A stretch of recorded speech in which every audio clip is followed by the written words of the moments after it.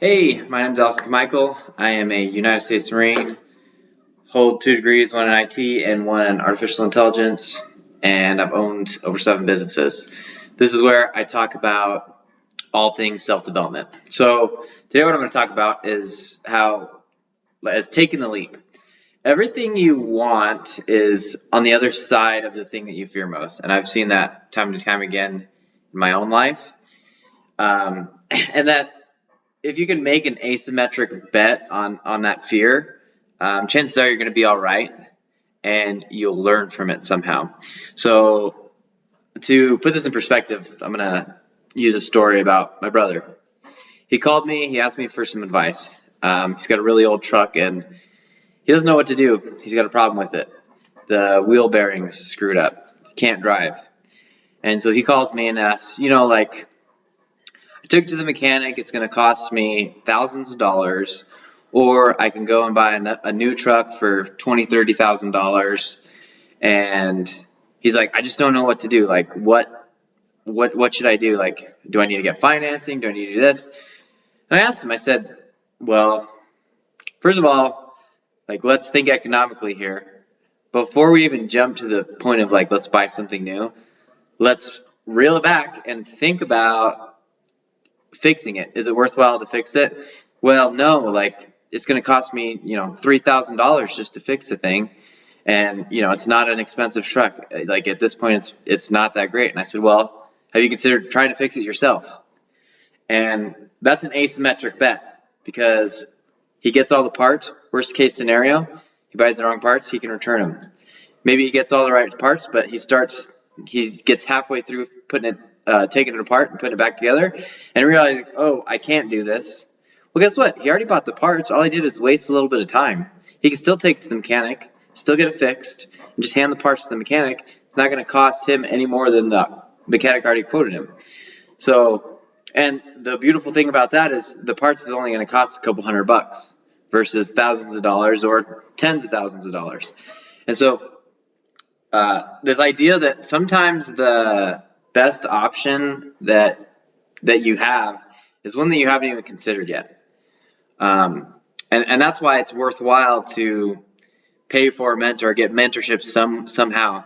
Oftentimes, when you're starting at zero, and you don't have any connections, the best and easiest route to get a mentor is to pay for one. Get into a program that's going to teach you how to do something that's worthwhile. And even if you fail, it's like you're not a failure. You're a failure if you quit, but you're smart and you're resourceful and you can find solutions. And so failures aren't failures. They're experience. One of the businesses that I had before was I tried YouTube, right? And failed miserably. And I thought, yeah, all these skills I just learned, they're going to go to complete waste. But now, in the brand that I'm currently building with my wife, all of those skills that I got, several years ago, they just synced in right away. And so I got in this current business that I'm working on now, I got this major leap ahead because I had failed before. So failure isn't just it's that's not the end of it. You get the experience. Alex Hormozy always says, the work works on you more than you work on it, and that's true. You can fail 1,000 times. You only got to get it once right to hit riches.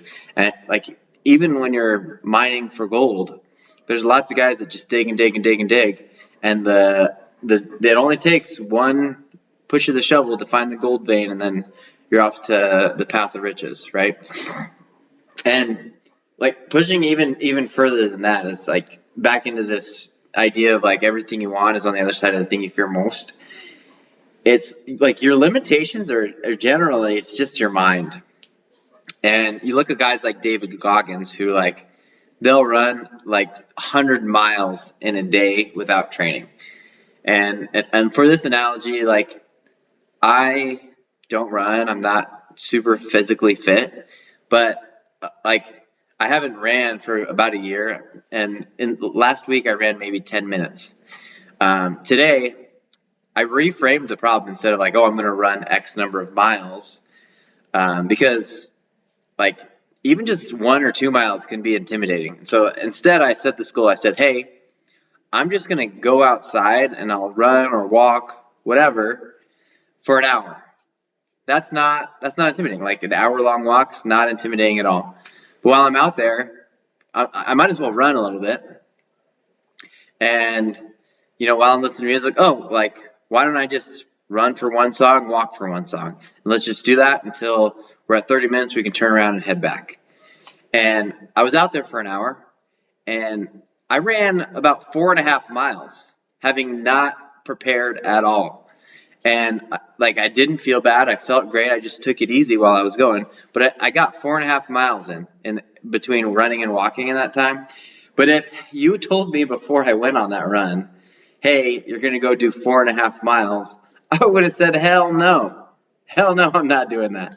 And so, but the limitation of me saying that is my mind. I just don't feel like I can do that. I don't want to do that.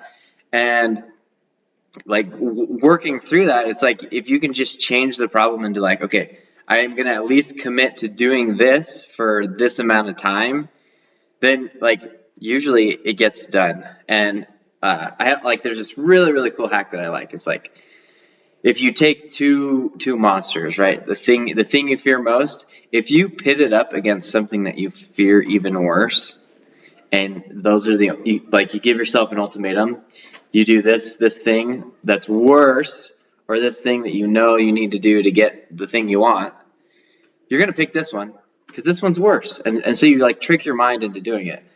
But you got to realize, again, you have a safety net. Usually, every failure of a business that I've ever had, I almost always break even or very close to break even. But the difference is that I've taken many shots, and most people don't even take their first shot because they're afraid they're going to fail. But once you fail first, it's oh, I didn't die. Okay, let me try again. And so being able to reframe that and say okay, this is an asymmetric bet. If I start a business and it does well, I'm going to be set for life. If I fail, well, I'm exactly where I already am. So the only option is up, right? And so being able to make those asymmetric bets, that's what the rich people do. Anything multiplied by 0 is still 0, right? So you could lose everything really quick, but you don't lose the skills, okay? And so being able to make asymmetric bets, okay, if I do this thing, I can 10x, or what's the opposite side? Think about, okay, if this fails, what then? And if you think through that, suddenly the thought of failure and the fear of doing the thing isn't fully there. And so putting that all together, it's failures aren't really failures. Make asymmetric bets that really the downside is little but the upside's huge. Make sure you're considering all options. Get a mentor. It's totally worth it. I've done it 3 times now, and every time it's always worked out for me. But it's just like fitness or anything. Whatever you put in, you're gonna get out, and that's with life, okay? And that's even with these fearful things. If you don't fully commit, you're not gonna do it. If you're trying to jump from one cliff to the other, if you don't fully commit to that jump, you're gonna half jump and fall, right? You have to fully commit, and that's the thing. That's the scary part, fully committing. But what's the downside? If you fully commit, what's the downside? Think through that, and I think you'll realize that there's not much. Maybe your pride's hurt a little bit, but that's another way to improve yourself later. That's all I got for today. Thanks.